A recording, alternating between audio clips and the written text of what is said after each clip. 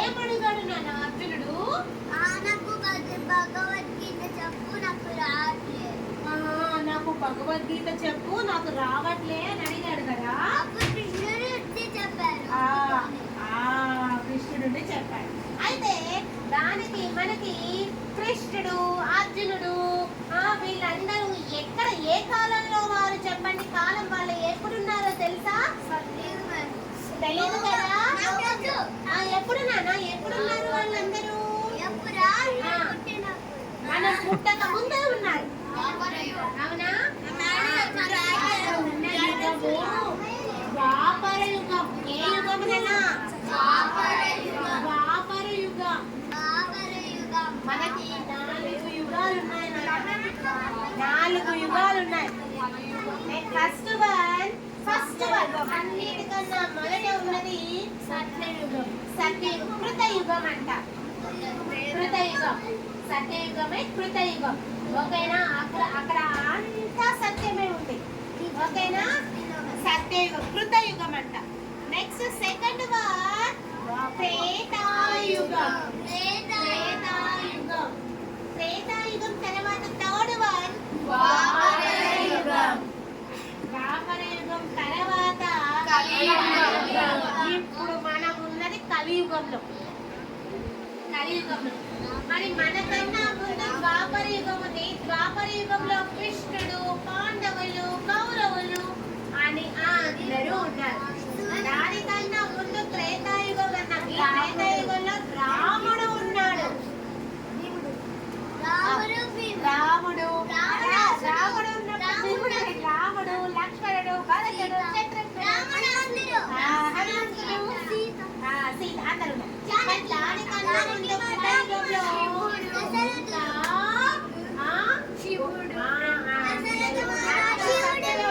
అందరూ దేవుళ్ళు ఉన్నారు. వినాయకుడు కూడా.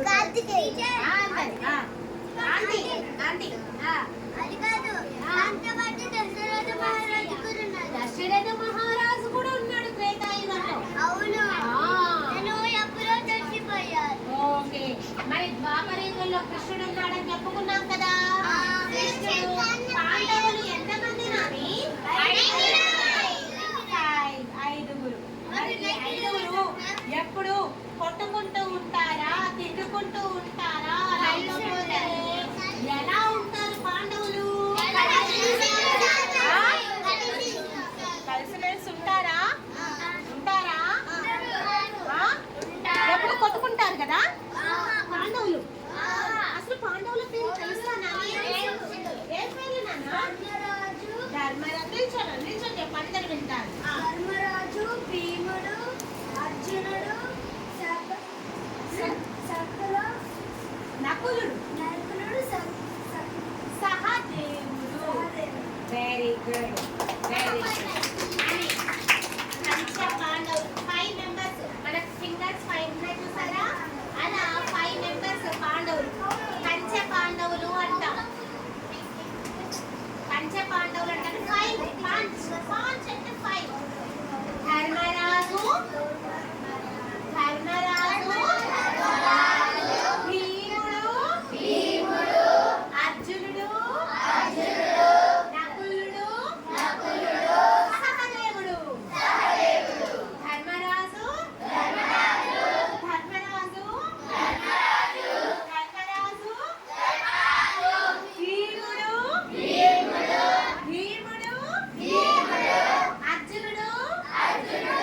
అర్జునుడు,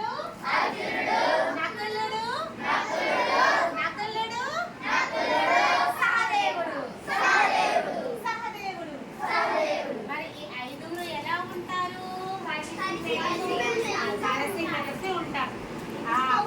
కలిసి అన్న దానికి ఒక చిన్న స్టోరీ చెప్తాను వినండి. చిన్న స్టోరీ. అనగనగా సోమయ్య అనే అతను ఉన్నాడు. సోమయ్య అతనికి 4 కొడుకులు, 4 మెంబర్స్. ఓకేనా? ఆ 4 మెంబర్స్ ఎప్పుడు ఏం చేస్తారు తెలుసా? తిట్టుకుంటారు, కొట్టుకుంటారు. అన్నదమ్ములు బ్రదర్సే కదా, అయినా కానీ వాళ్ళు ఎప్పుడు తిట్టుకుంటారు. తిట్టుకుంటారు, కొట్టుకుంటారు, పిచ్చి మాటలు మాట్లాడుకుంటారు, ఎట్లా పడితే అలా ఉంటారు. పాపం ఈ సోమయ్యకి మాత్రం ఎప్పుడు బాధగా ఉంటుంది. అయ్యో వీళ్ళు నలుగురు అన్నదమ్ములు కలిసి ఉండాలి కానీ ఎప్పుడు తెలుసా నాన్న? ఓకే, ఇంకా తెలియని వాళ్ళు ఉంటారు కదా అందుకోసం. అయితే ఎప్పుడు వీళ్ళు కొట్టుకుంటూ ఉన్నారు, తిట్టుకుంటూ ఉన్నారు, ఒకళ్ళంటే ఒకరికి పడడం లేదు. ఇక వినాలి, తెలిసినా ఇక వినాలి, ఒకళ్ళంటే ఒకరికి పడలేదు. ఎప్పుడు ఇలాగా ఒకరితో ఒకరు పిచ్చి మాటలు మాట్లాడుకుంటూ ఎక్కడ పడితే అక్కడ కొట్టుకుంటూ, బజార్లో కొట్టుకుంటున్నారు, ఇంట్లో కొట్టుకుంటున్నారు, ఎటైనా పని మీద వెళ్తే అక్కడ ఒకరికొకరు తిట్టుకోవడమే, కొట్టుకోవడమే ఇలా చేస్తున్నారు. ఇక వీళ్ళకి ఎలా వీళ్ళని కలిసి ఉన్నట్టు చేయాలి అనేసి తను ఆలోచిస్తూ ఉన్నాడు. ఏమీ అర్థం కావట్లేదు. తన పాప ఏజ్ అయిపోతుంది, ముసలివాడైపోతున్నాడు. ఒకవేళ తను చనిపోతే మళ్ళీ ఈ పిల్లలందరూ ఎవరికి వాళ్ళు అయిపోతారు, ఇలా కలిసిమెలిసి ఉండకపోతే వాళ్ళకి నష్టం జరుగుతుంది అనేసి సోమయ్యకి బాధ వేస్తూ ఉంది. వాళ్ళ కొడుకుల్ని పిలిచి ఒకరోజు, నానా రండి నాని, మీకు ఒక చిన్న విషయం చెప్తాను అని నలుగురు కొడుకుల్ని పిలిచాడు. పిలిచి ఏంటి నాన్న చెప్పు, ఏంటి చెప్పు అనేసి అన్నాడు. అంటే సరే నాన్న, నేను ఒక పని చెప్తాను, మీరు చెయ్యండి అన్నాడు. ఫస్ట్ మొదటి కొడుకుని పిలిచాడు. పిలిచి ఏం చేశాడు, ఒక కర్ర ఇచ్చాడు. మొదటి కొడుకుని పిలిచి ఒక కర్ర ఇచ్చాడు. లేనా నిల్చో, వీడు ఫస్ట్ కొడుకు అడుగు. ఫస్ట్ కొడుకుని పిలిచి ఒక కర్ర ఇచ్చాడు. కర్ర ఇచ్చి, నాని దీన్ని ఇరగొట్టు నాన్న, కర్రని ఇరగొట్టు అన్నాడు. నాన్న ఇరగొట్టు, ఇచ్చేసాయి, గట్టిగా గట్టిగా ఇరగొట్టు, ఏం కాదు, నేనేమనట్లేదు. వెరీ గుడ్, ఇరగొట్టు, గట్టిగా ఇరగొట్టు. ముక్కది ఏమైంది, ఇరిగిపోయిందా? ఇరిగిపోయిందా? ఇంకొక కొడుకులు కూడా పిలిచాడు. మీరెవ్వరు ఇట్లా వేసారు. ఇంకొక కొడుకుని కూడా పిలిచాడు. ఇంకొక కొడుకుని పిలిచి ఏం చేశాడు, నాని లేనాని ఇట్లా నిల్చో, నిల్చొని ఈ కొడుకు కూడా ఏం చేశాడు, కర్ర ఇచ్చాడు. ఇరగొట్టున్నాడు. వెరీ గుడ్, మీరు ఒక్క దెబ్బకి ఇరగొట్టేశాడు. అలాగే మూడవ కొడుకుని కూడా పిలిచాడు. ఓకేనా? మూడవ కొడుకుని కూడా పిలిచేసి, దాన్ని దీన్ని ఇరగొట్టున్నాను, కర్ర ఇరగొట్టు అన్నాడు.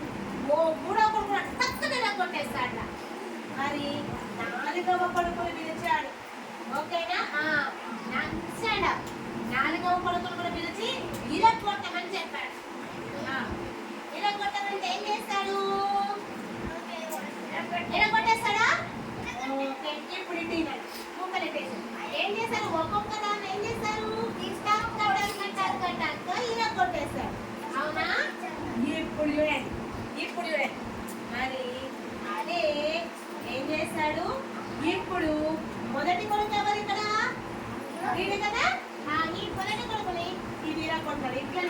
ఇట్లనే ఇరగొట్టాలి, అట్లనే ఇరగొట్టాలి.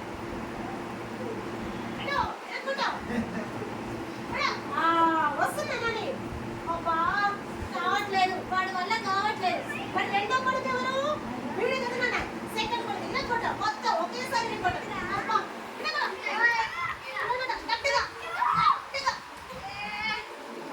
ఇరగడం లేదు, వీడి వల్ల కూడా కావట్లేదు. మరి మూడో కొడుకు, ఈ మూడో కొడుకు వచ్చాడు కదా, ఇరగొట్టండి, గట్టిగా ఇరగొట్టాలి అన్ని. అబ్బా ఎంత కష్టపడుతున్నాడు, ఇరగొట్టడం వీలు పడట్లేదు. నాలుగో కొడుకులు కూడా ఇరగొట్టాలి.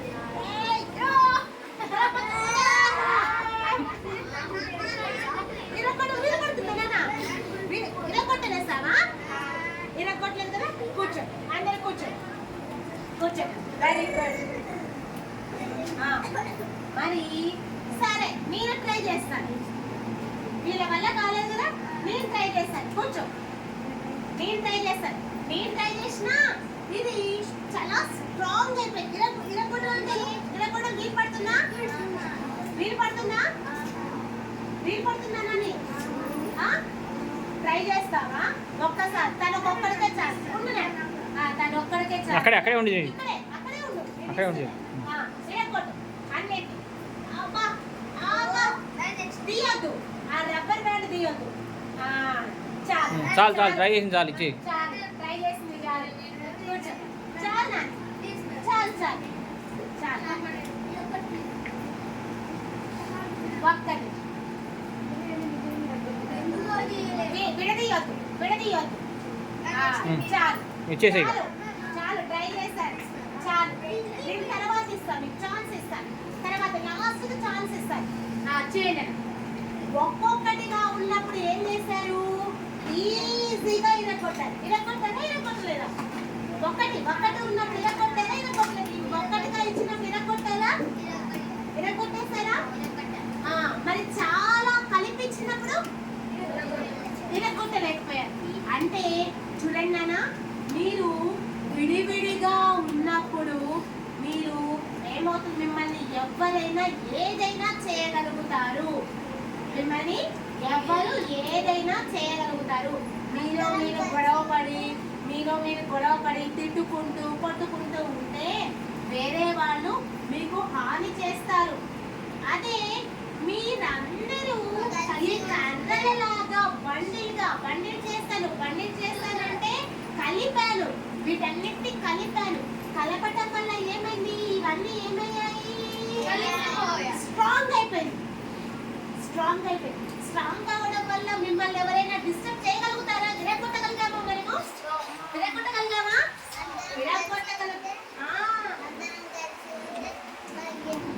మనకి ఏమీ కాదు. అందరం కలిసి ఉన్నామనుకో, మన మీద దాడి చేసే వాళ్ళని దాడి చేయొచ్చు. అవునా?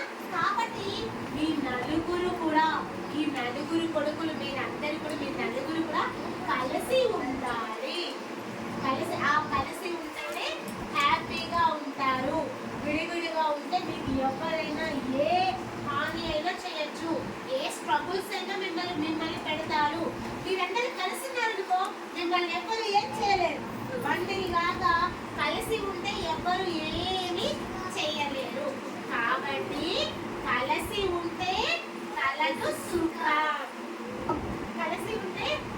సుఖం. మరి మీ ఇంట్లో కూడా మీ అన్నదమ్ములు, అక్క చెల్లెలు, మీ పక్కన ఫ్రెండ్స్ తోటి, స్కూల్లో క్లాస్మేట్స్ తోటి గొడవ పడుతూ ఉంటారు. అదే గొడవ పడకుండా అందరూ కలిసిమెలిసి ఉండండి. మీరే ఒక మంచి గ్యాంగ్. అలా కలిసిమెలిసి ఉండి తప్పు చేయదు. ఆ గ్యాంగ్ ఉన్నా కానీ తప్పు చేయకూడదు. కలిసి ఉండాలి, గుడ్ వర్క్స్ చేయాలి. కలిసి ఉంటే ఎంత మంచి పనైనా చేయగలరు. అందరూ కలిసి ఉన్నారు కాబట్టి కోతులు అయినా కానీ, వినండి నాన్న, కోతులు అయినా కానీ రామునికి బాధని కట్టాయి. అవునా కదా? బ్రిడ్జ్ కట్టాయి. రాముడికి బ్రిడ్జ్ ఎందుకోసం?